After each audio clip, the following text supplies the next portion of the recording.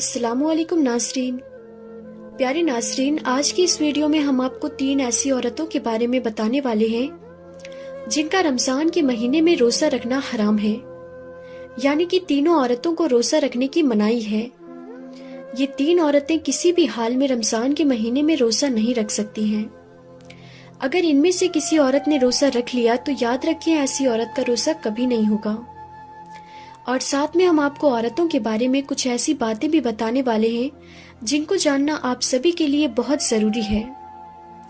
इसलिए आज की हमारी ये वीडियो आप सभी के लिए बहुत ही खास है।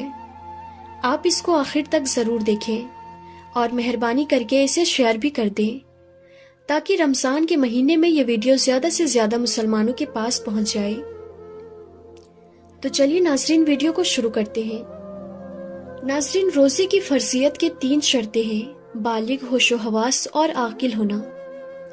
यानी कि रोज़े ऐसे तमाम मुसलमान मर्द और औरत पर फर्ज है जो आकिल हो और बालिग हो और जो अपने होशो हवास में हो, यानी कि जो पागल और दीवाना न हो। ऐसे तमाम मुसलमान औरत और मर्द पर रमज़ान के रोज़े फर्ज हैं। अब इसके अलावा रोज़े की फर्जियत अदा करने की 2 शर्तें हैं।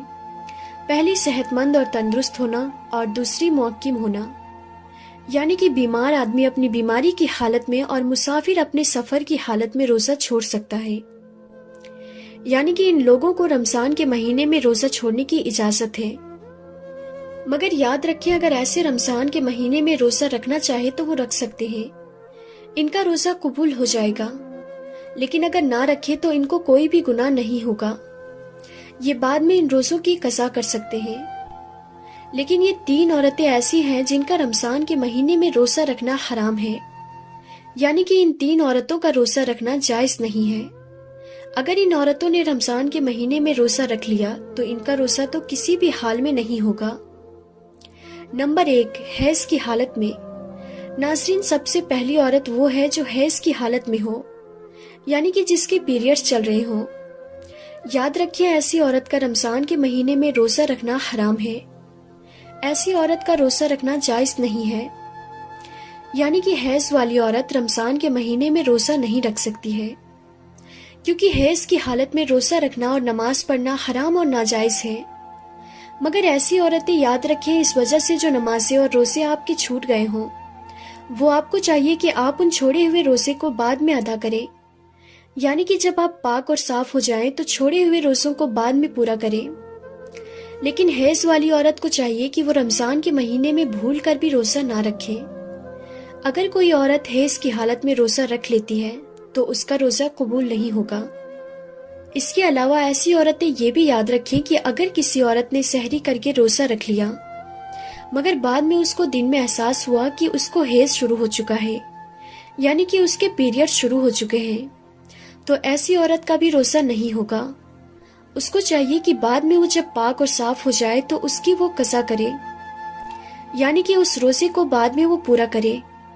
लेकिन ऐसी औरत रमजान के महीने में इस बात का जरूर ध्यान रखे कि उसका रोजा ना होने का एहसास किसी को भी ना हो पाए, यानी कि वो किसी के भी सामने ये जाहिर ना करे कि वो रोजे की हालत में नहीं है। ऐसी औरतें रमजान के महीने में किसी के भी सामने कुछ भी ना खाए पिए। हैज वाली औरतों को चाहिए कि वो रमजान के महीने में छुपकर खाना पानी करे। नंबर 2, निफास वाली औरत। नाज़रीन, दूसरी औरत वो है जो निफास की हालत में हो।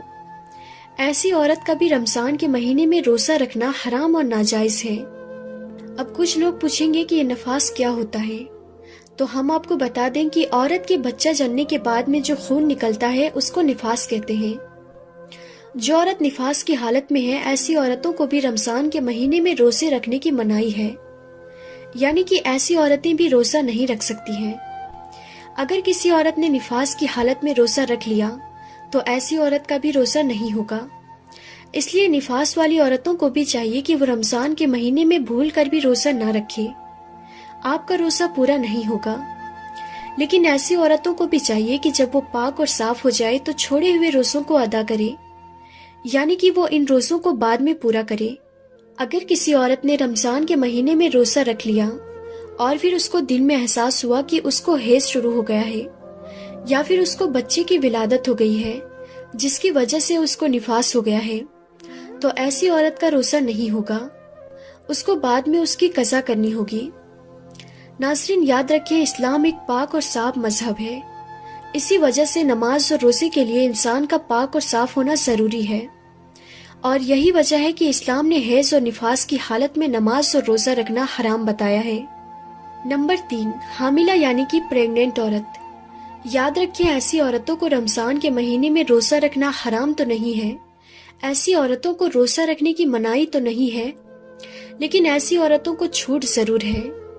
یعنی کہ پریگننٹ عورت اور اپنے بچوں کو دودھ پلانے والی عورتوں کو اگر اپنے روزے کی وجہ سے اپنی یا اپنے بچے کی جان جانے کا خطرہ ہو تو ایسی عورتوں کو اجازت ہے کہ وہ روزہ نہ رکھے، یعنی کہ ایسی صورت میں ان عورتوں کو روزہ نہ رکھنے کی چھوٹ ہے۔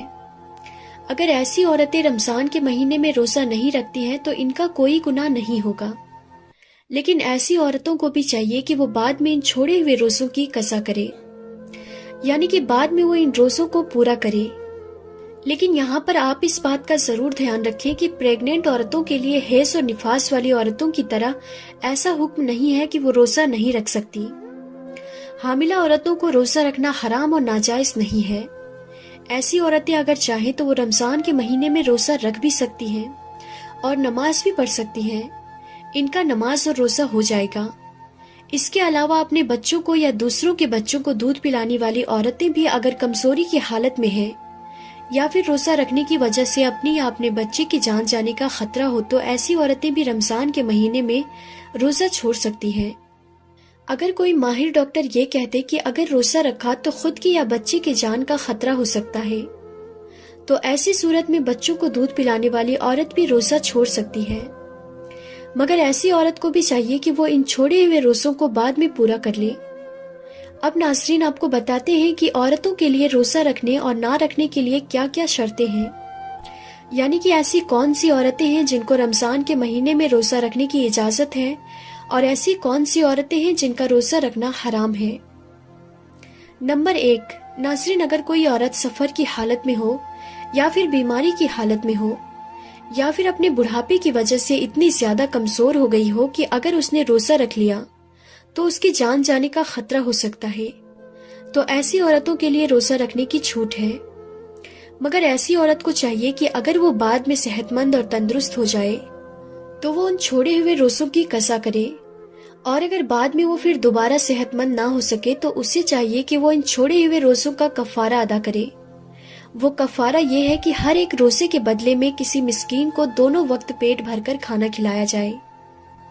نمبر 2، اگر کسی عورت کو روزہ کی حالت میں سانپ نے ڈس لیا ہو اور اب اس کی جان جانے کا خطرہ بن گیا ہو تو ایسی عورتوں کو بھی حکم ہے کہ وہ اپنے اس روزے کو توڑ سکتی ہے، اس کا کوئی گناہ نہیں ہوگا، لیکن بعد میں جب وہ صحیح ہو جائے تو اس روزے کی قضا کرے۔ نمبر 3، ناظرین اگر کوئی بوڑھی اور کمزور عورت جو گرمیوں میں گرمی کی دھوپ کے روزے نہ رکھ سکتی ہو، اس کو کسی ماہر ڈاکٹر نے منع کر دیا ہو تو ایسی عورتوں کو چاہیے کہ وہ گرمیوں کے روزے چھوڑ دے، ان کے بدلے میں وہ ان روزوں کو سردیوں میں رکھ لے۔ نمبر 4، ایسی عورت حیض سے پورے 10 دن اور 10 رات میں فارغ ہو گئی، اب اس کو چاہیے کہ وہ اگلے دن کا روزہ رکھ لے، اور اگر کم دنوں میں پاک ہو گئی اور اگر صبح ہونے میں اتنا وقت باقی ہے کہ اس کے پاس نہا دھو کر تھوڑا وقت بچے گا تو اس کو چاہیے کہ وہ روزہ رکھ لے۔ نمبر 5، ناظرین حاملہ عورت یعنی کہ پریگننٹ عورت کی 2 رکعت نماز عام عورت کی 70 رکعت سے بڑھ کر ہے، اور اگر کوئی عورت اپنے بچے کے رونے کی وجہ سے رات بھر نہ سو پاتی ہو تو ایسی عورت کو 70 غلام آزاد کرنے کا ثواب ملتا ہے۔ اس کے علاوہ اگر کوئی عورت بچہ پیدا ہونے کے 40 دنوں کے اندر انتقال کر جائے تو اللہ تعالیٰ اسے شہادت کا درجہ عطا کرتا ہے۔ نمبر 6، ناظرین جو پاک دامن عورت اگر رمضان کے مہینے میں نماز روزے کی پابندی کرے اور اپنے شوہر کی خدمت کرے تو اس کے لیے جنت کے 8 دروازے کھول دیے جاتے ہیں۔ نمبر 7، باریک لباس پہننے والی اور غیر مردوں سے ملنے والی عورت کبھی بھی جنت میں داخل نہیں ہوگی۔ جنت میں لوگ اللہ کے دیدار کے خواہش مند ہوں گے، مگر جو عورت دنیا میں پردے کی حالت میں رہے گی ایسی عورت کے دیدار کے لیے خود اللہ خواہش مند ہوں گے۔ تو ناظرین آج کے لیے بس اتنا ہی تھا، ہم پھر ملیں گے اگلی نئی ویڈیو میں، تب تک کے لیے خدا حافظ۔